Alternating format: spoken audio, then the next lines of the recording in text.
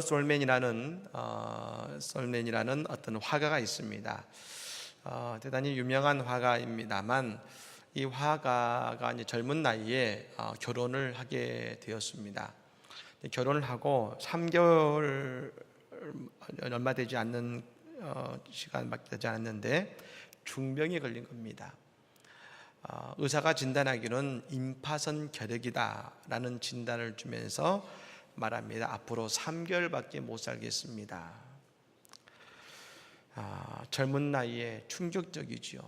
막 결혼했는데, 그리고 그 부인은 임신 중이었습니다. 아내에게도 미안하고, 그리고 태어날 아기에게도 너무나 미안했습니다. 그리고 얼마 살지 못한다는 말에 큰 낙심이 됐습니다. 그런데 그때 그의 아내가 사랑스러운 목소리로 그를 위로하기 시작합니다. 여보, 3개월밖에 못 산다고 생각하지 말고 하나님께서 3개월을 허락하셨다고 생각하고 감사합시다. 아무도 원망하지 마세요. 3개월이 어디예요? 천금 같은 시간을 가장 아름다운 시간으로 같이 만들어요. 그리고 3개월을 허락하신 하나님께 감사합시다. 두 사람이 그 말을 나누는 가운데 성령께서 그 마음에 함께 하셔서 그 마음에 기쁨이 오기 시작했습니다. 그리고 그때부터 이 솔맨은 감사하며 원래 자신이 하던 화가의 직업을 통해 열심히 그림을 그렸습니다. 여러분, 이 워너 솔맨이라는 이 화가가 이때 그렸던 유명한 그림이 있습니다. 한번 보실까요? 여러분, 유명한 그림이 있습니다. 여러분 보시죠? 예수님이 그림. 많은 곳에 우리가 붙여놓은 이 예수님의 그림을 이 화가가 이때 그렸습니다. 보통 예수님의 그림을 하면 두 가지로 그립니다. 자비로운 표정을 그리든지 아니면 고통스러운 표정을 그리든지. 그런데 워너 솔맨은 이 예수님의 모습을 지도력이 있고 강인한 모습의 예수님의 모습을 그는 표현하고 그렸습니다. 그렇게 열심히 그림을 그리다 보니까 너무 감사하게도 어느 순간 그의 병이 사라지고 병이 다 나은 것입니다. 그렇습니다. 우리는 내게 주신 것에 감사하며 최선을 다해 일할 때 하나님께서 우리 가운데 놀라운 일들을 만들어 가시고 이루어 가시는 것이지요. 이런 놀라운 은혜가 우리 가운데 이번 한 주에도 있기를 예수님으로 간절히 축복합니다. 오늘 말씀은 달란트 비유에 대한 말씀입니다. 어느 날 주인이 먼 타국을 가면서 3명의 종을 불렀습니다. 그리고 한 종에게는 5달란트를 주고 또 다른 종에게는 2달란트를 주고 마지막 한 종에게는 1달란트를 맡기고 떠난 것이죠. 여기서 5달란트를 맡은 사람과 2달란트를 맡은 사람은 그걸 가지고 열심히 장사해서 갑절을 남겼습니다. 그런데 1달란트를 맡긴 사람은 그것을 그냥 땅에다가 묻어두었습니다. 그리고 나중에 고스란히 그 주인에게 그걸 돌려주었습니다. 그러자 주인이 갑절을 남긴 2종을 칭찬했습니다. 착하고 충성된 종아, 내가 적은 일에 충성하였음에 내가 많은 것을 내게 맡기리니 내 주인의 즐거움에 참여할지어다 하고 칭찬해 주었습니다. 반면 1달란트를 그대로 가지고 온 그 종에게는 여러분 책망이 있습니다. 악하고 게으른 종아, 그러면서 그가 가진 1달란트를 뺏어다가 10달란트를 가지고 있는 그 종에게 준 것입니다. 그러면서 예수님이 하신 말씀이 뭡니까? 오늘 본문의 말씀이죠. 무릇 있는 자는 받아 풍족하게 되고 없는 자는 그 있는 것까지 빼앗기리라 하신 것입니다. 우리 같이 한번 읽어볼까요? 읽어보겠습니다. 오늘 말씀을 읽어봅니다. 시작. 무릇 있는 자는 받아 풍조하게 되고 없는 자는 그 있는 것까지 빼앗기리라. 아멘. 저는 사실 맨 처음 이 달란트의 비유를 보았을 때에 오늘 말씀이 좀 과하다는 생각이 들었습니다. 30절의 말씀에 연이어 보면 그 종에게 이렇게 행하십니다.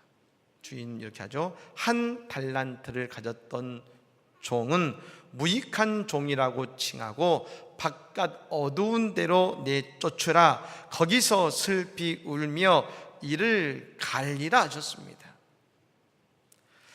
아니 여러분, 이 종이 그 돈을 다 잃어버린 게 아니지 않습니까?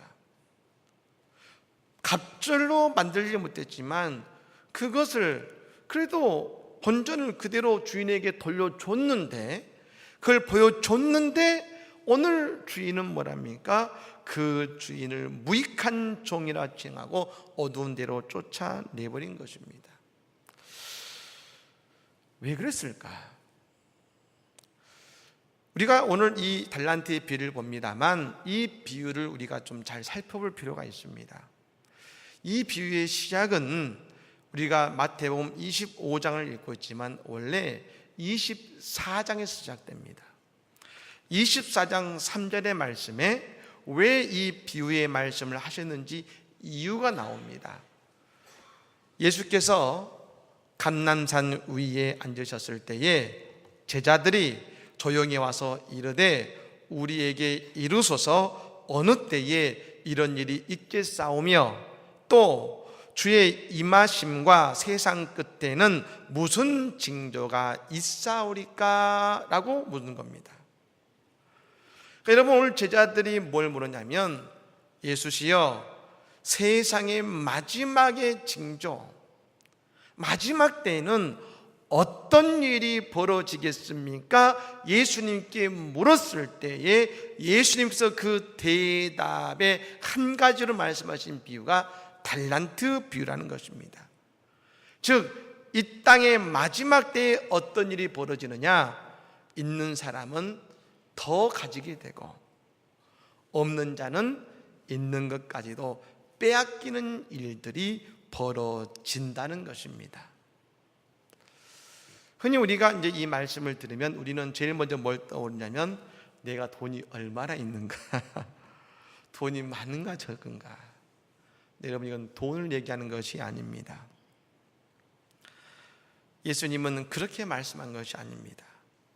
오늘 말씀하신 달란트는 흔히 말해서 재능, 탤런트를 말하죠. 다른 말로 하면 은사, 기프트를 말합니다.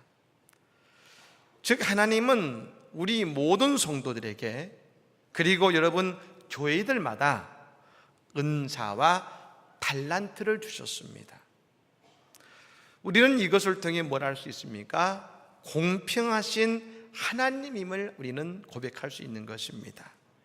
사랑하는 여러분, 우리 모두에게, 그리고 우리 교회에 하나님은 달란트와 은사를 주셨습니다. 믿으십니까? 주셨습니다. 그러면 어떤 분은 이런 말씀을 하실 겁니다. 아니 목사님, 5달란트, 2달란트, 1달란트를 준 게 어떻게 공평합니까? 예, 이 말씀을 하시는 분들은 모두 다 5달란트든지 2달란트든지 세 사람에게 공이 똑같이 주어야 된다는 말씀일 것입니다. 일리가 있습니다. 하지만 여러분, 이것은 모든 것을 공평하게 나누는 공산주의적인 방식입니다. 하나님의 공평은 이런 것입니다. 하나님께서 광야 40년 동안 그 광야 생활을 하는 가운데 매일 새벽마다 만나를 주셨습니다. 그러면 사람들은 아침에 일어나서 그릇을 들고 나갑니다. 그리고 자신들이 먹을 만큼 그것을 떠간 것입니다. 혹시 여러분 그걸 더 가져가서 거기를 더 남도록 가져갔지 않습니까? 그러면 다음 날 아침이면 여지없이 그 음식은 썩었습니다. 즉 모든 사람들이 모세가 준 똑같은 바가지에 똑같이 음식을 떠간 것이 아니라 그 사람이 먹을 수 있을 만큼 가져간 겁니다. 어린아이의 그릇이 있겠지요. 청년들의 그릇이 있겠고 장년의 그릇이 있겠지요. 그리고 노년의 그릇이 있겠지요. 각자 주어지는 양은, 가져가는 양은 다 달랐을 것입니다. 주어진 양은 다르지만 중요한 것은 이것입니다. 모두가 다 배불렀고 모두가 다 만족했다는 것입니다. 오늘 우리에게 얼마나 있느냐가 중요한 것이 아니라 하나님께서 나에게 주셨다는 것이 중요한 것이고, 우리에게 가장 좋은 것으로 우리를 만족하도록 우리 주님은 늘 우리에게 채워주신다는 것입니다. 그럼 여러분, 하나님의 공평은 모든 사람들이 만족하고 자족하게 만드는 것이지요. 그렇다면 왜 우리에게 이 달란트 은사를 주셨을까요? 그것을 우리에게 주신 것은 소명 때문입니다. 그 소명, 내게 주신 사명을 잘 이룰 수 있도록 오늘 주인은 각 사람에게 합당한 은사와 재능을 주신 것이죠. 즉 하나님은 나중에 우리를 심판하실 때 무엇으로 심판하실까요? 내게 주신 은사와 소명을 통해서 나를 판단하시는 것입니다.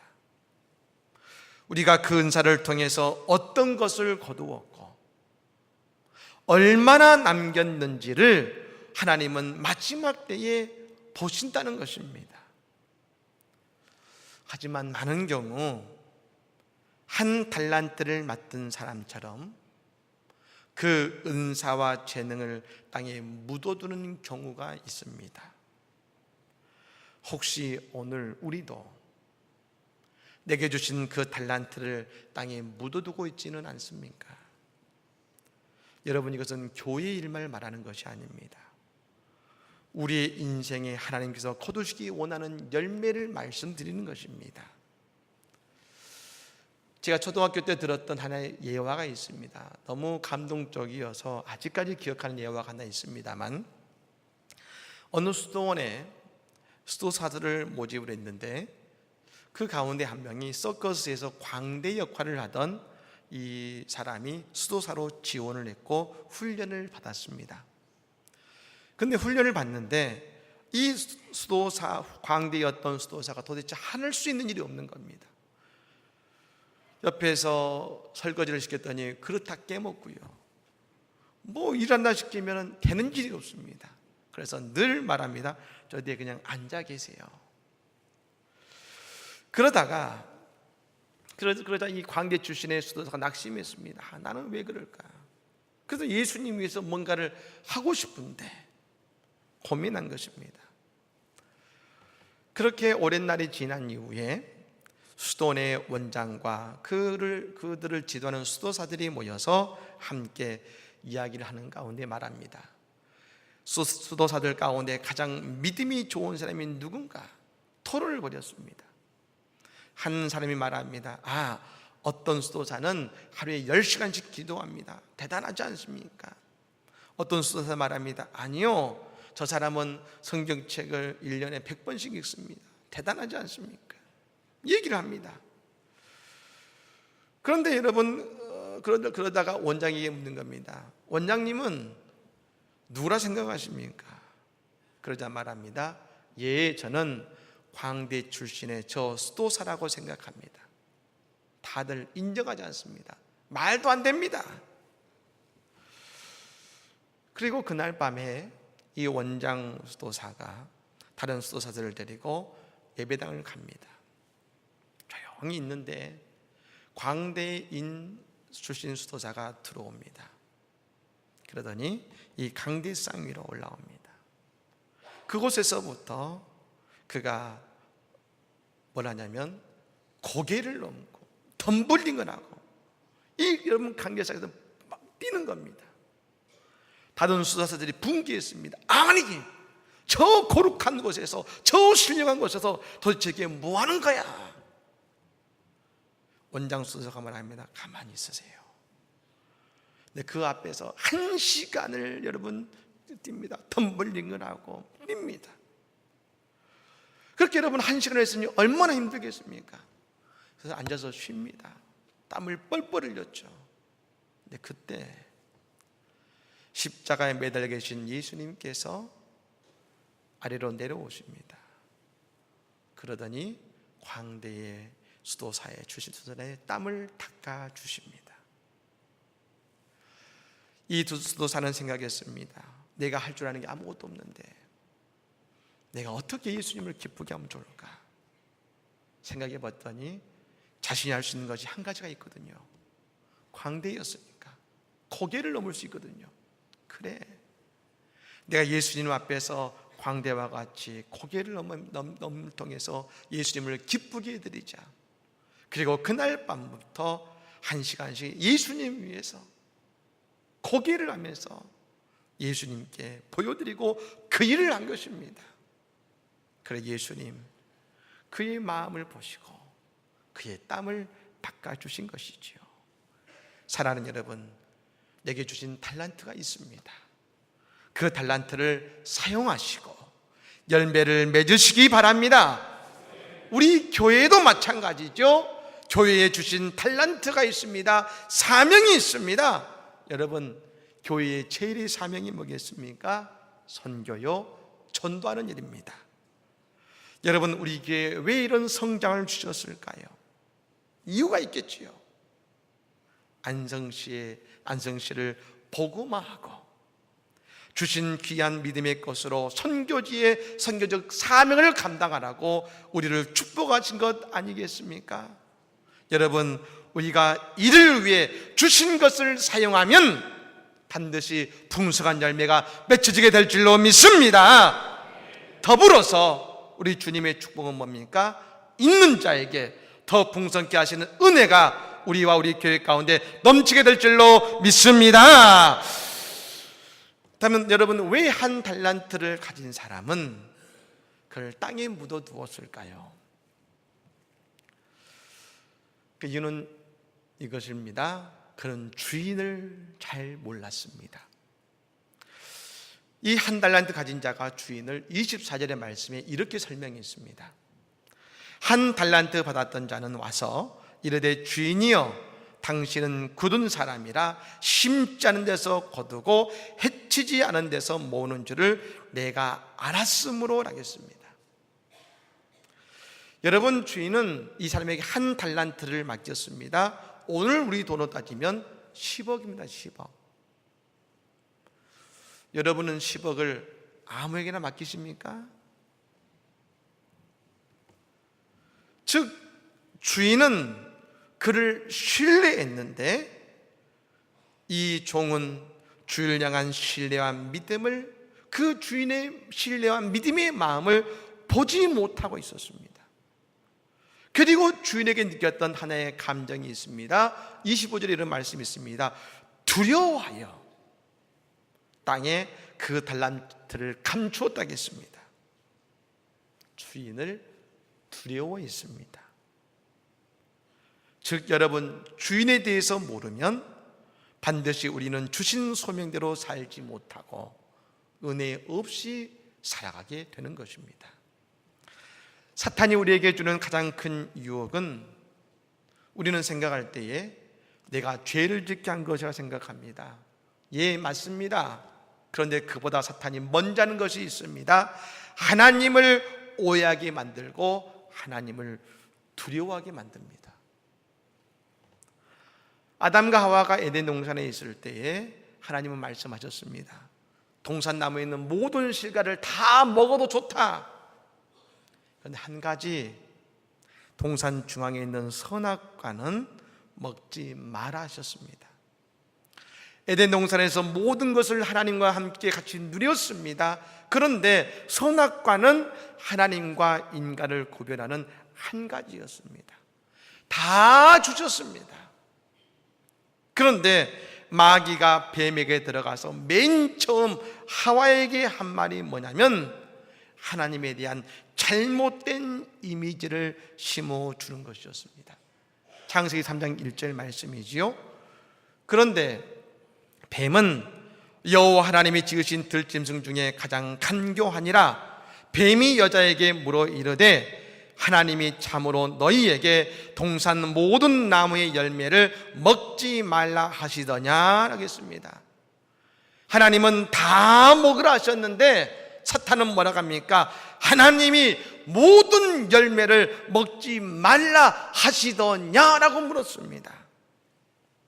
사탄은 하나님에 대해서 잘못된 생각과 부정적인 이미지를 심고 있는 겁니다. 그리고 아담과 하와가 선악과를 먹습니다. 왜요? 하나님에 대한 불신 때문에. 그리고 그날 밤 하나님께서 동산에 오시자 아담과 하와는 숨습니다. 그 숨은 이유가 있습니다. 그들의 직접 말하죠. 창세기 3장 10절 말씀입니다.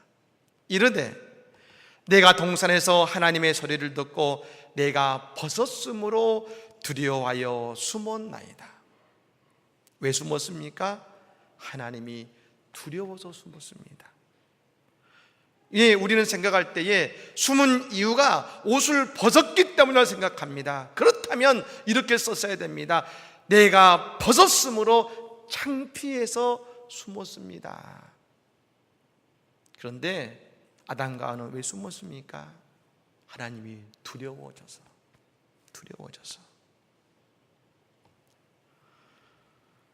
모두 다 죄를 지었으니 두려웠겠지요. 그런데 모두 다 소명을 잃어버리고 소명대로 살지 못하는 이유는 하나님을 두려워하여 하나님에 대해서 왜곡된 생각을 마귀에게, 세상에게 듣고 가지게 되니까 오늘 하나님이 두려워지는 것입니다. 하나님에 대한 잘못된 생각이지요. 탕자가 집을 떠났습니다. 탕자가 왜 아버지의 집을 떠납니까? 자유를 원해서요? 아닙니다. 아버지를 오해하고 있어서 그랬습니다. 아버지는 누구보다 탕자를 사랑했는데 그는 그렇게 생각하지 못했습니다. 그는 아버지를 두려워했습니다. 나중에 재산 다 잃어버렸을 때 그는 아버지 앞에 두려워 가지 못합니다. 정 죽을 지경이 되어서 손들고 돌아왔는데 그때 아버지가 어떡합니까? 그를 얼싸안고 입 맞추고 손에 반지를 끼워주고 잃었던 아들이 살아났고 죽었던 아들이 살았다면서 그를 위해 성대한 잔치를 베풀어 줍니다. 그러면서도 단 한마디 너 왜 그랬니란 말을 하지 않았습니다. 내 아들을 사랑한다라고 안아주었습니다.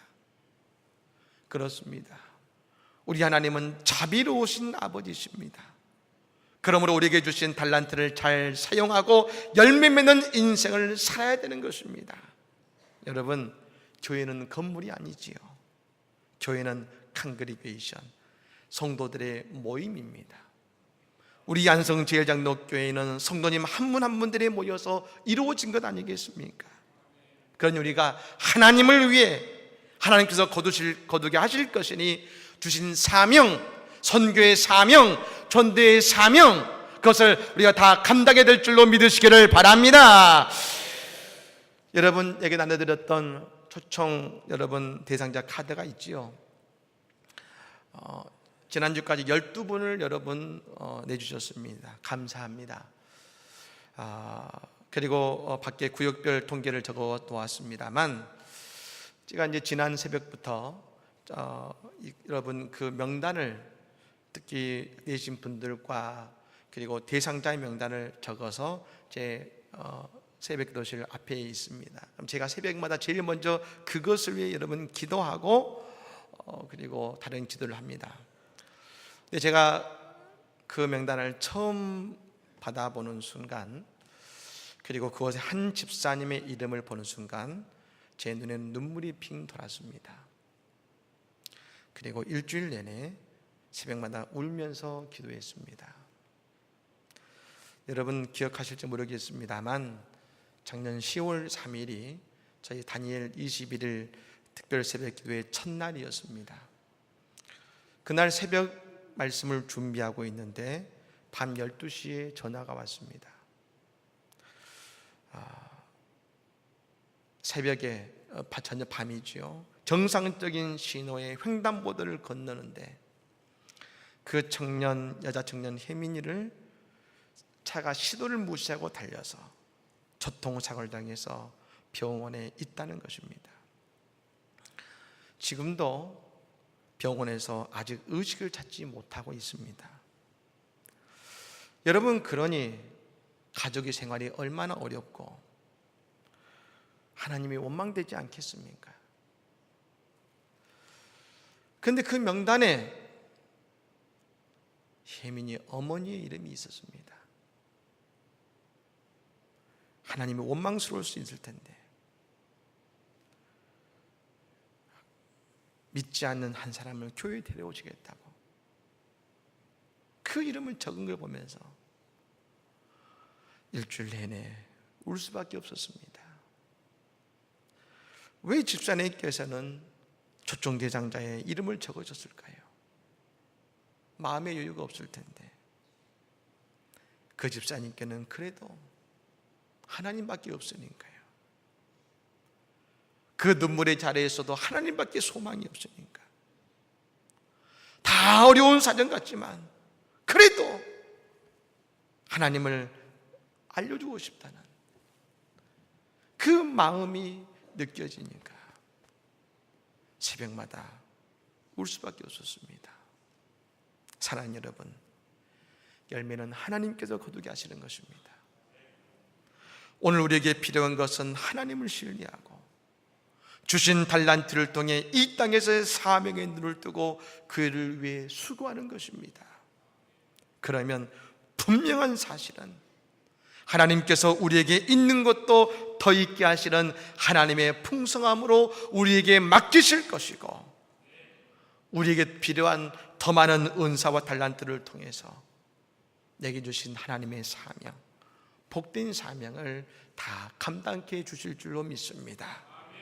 사랑하는 여러분, 우리가 모두 우리 새 생명 초청 주일을 계획하고 있습니다.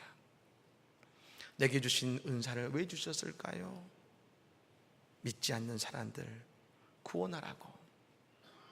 왜 우리 교회를 축복하셨을까요? 믿지 않는 영혼들 구원하라고. 우리에게 사명 주신 것 아니겠습니까? 이 사명을 감당함을 통해 오늘 주의 말씀처럼 있는 자에게 더 있게 하시는 하나님의 풍성과 축복을 누리며 우리 주님 앞에 우리가 언제든지 주님 앞에 당당히 서고 열매를 보이는 그런 복된 믿음의 일꾼들, 하나님의 충성된 종이 되기를 우리의 구원자이신 예수 이름으로 간절히 축복합니다. 아멘. 우리